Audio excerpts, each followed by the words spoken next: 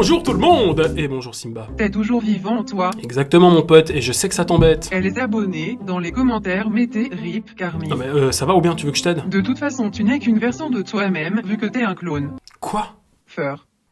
Enfin bref, avant de commencer la vidéo, n'oubliez pas de vous abonner à mon Instagram et de rejoindre le serveur La Communauté où je ferai régulièrement des apparitions. Et n'oubliez pas aussi qu'au début de vidéo, il y aura une partie humour, donc à ne pas prendre au premier degré. Et bien sûr, la deuxième partie sera un peu plus sérieuse. Bien, qui est Océane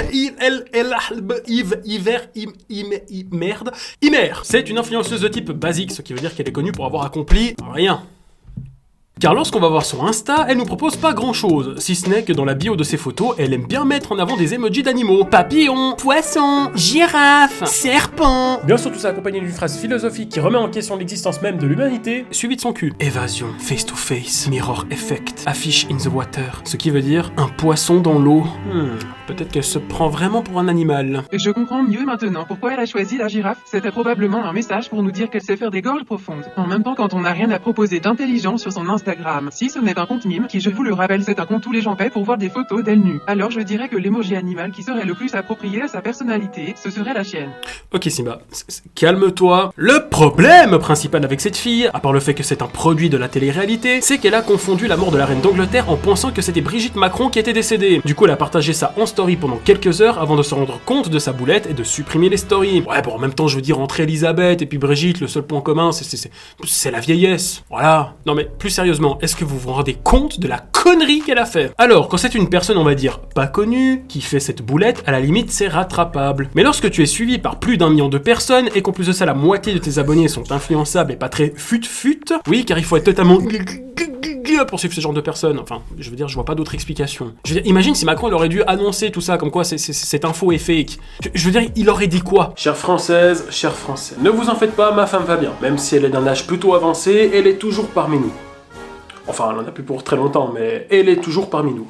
Bon, cette très chaîne Océane a quand même fait un message d'excuse après sa boulette. Du coup, on va regarder la vidéo ensemble et je vais réagir par rapport à ça. Du coup, à partir de là, j'ai plus rien écrit parce que flemme. Clairement, hier, je suis partie dîner au restaurant avec ma soeur et mes amis, donc à un endroit bruyant, avec de la musique, donc compliqué de communiquer. Quand j'ai vu la story, en fait, en plein milieu du dîner, j'ai pas hésité en fait à reposter, pensant sincèrement et pensant vraiment que Brigitte était décédée. Voilà, j'ai vu sa photo. J'ai vu RIP, j'ai même pas cherché à comprendre, ni même à lire les dates, j'ai reposté. Ok, déjà, on a un gros problème avec... Ouais, frérot, c'est juste que là, je suis en train de taffer, j'ai pas le temps, bisous. Bon, déjà, pour commencer, la meuf, donc elle est au resto, il y a beaucoup de bruit, patati patata, bon, plein d'excuses, et elle reçoit une info, donc elle voit la photo de Brigitte Macron, où s'écrit RIP, et sans réfléchir, sans s'informer, sans savoir qu'est-ce qui s'est passé, la meuf, elle décide de poster ça en story. Est-ce que c'est vraiment la bonne réaction ? À votre avis, sachant que cette personne est suivie par des millions de personnes et qu'en plus de ça, elle fait elle-même des placements de produits. Elle nous vend des trucs. Son métier, c'est de s'informer sur ce qu'elle vend, le produit, qu'est-ce que c'est, pourquoi, comment. Donc si elle est capable de poster n'importe quoi sans s'informer, bah quand elle vous vend un produit en fait, est-ce qu'elle s'informe? Surtout qu'elle vend plein de choses, hein, des produits cosmétiques, des produits alimentaires et tout, donc ce sont des choses que les gens peuvent ingurgiter, qui se mettent sur la peau. Et ça se trouve, c'est super mauvais pour la santé, mais voilà, comme elle dit, elle lit pas les dates, elle s'informe pas, elle poste ça comme ça, et peut-être que lorsqu'on lui propose de faire de la pub pour un produit, bah peut-être c'est pareil, elle va vous dire oui c'est bon pour la santé, oui ça vous fait perdre du poids, oui ça c'est très bien, ça efface les rides et tout, et ça se trouve c'est du bullshit, c'est que des conneries, et c'est ça le problème avec ce genre d'influenceurs, c'est qu'en fait ils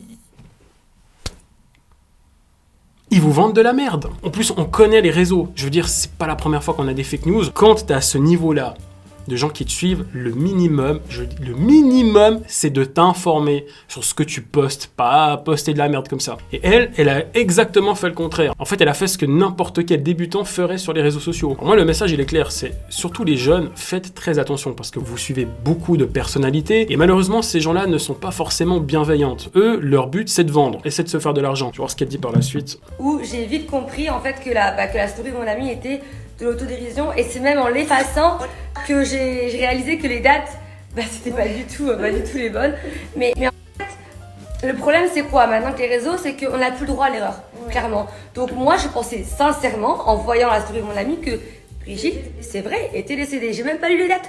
Alors je sais que Brigitte Macron, elle est pas toute jeune, mais bon, elle est quand même pas née en 1926.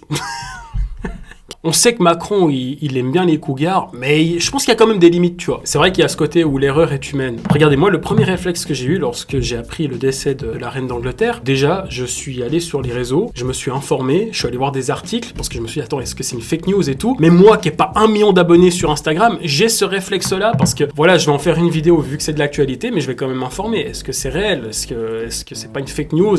Et puis, je vais pas m'empresser de faire la chose juste pour être le premier à poster les trucs. Il faut avoir un minimum de professionnalisme. Et c'est ce qu'elle n'a pas eu, en fait. C'est une influenceuse qui vend des produits, donc elle doit savoir ce qu'elle fait, ce qu'elle dit, elle doit s'informer. C'est le minimum, c'est le strict putain de minimum. Bon, voilà, ma foi, elle a fait cette erreur, on va pas non plus lui jeter la pierre, hein. On en fait tous. Donc voilà les amis, j'espère que cette vidéo vous a plu. N'oubliez pas de me suivre sur les réseaux sociaux et notamment sur le serveur La Carminoté. Tous les liens sont dans la description de la vidéo. Je vous dis à très bientôt pour de nouvelles vidéos. Gros bisous, ciao.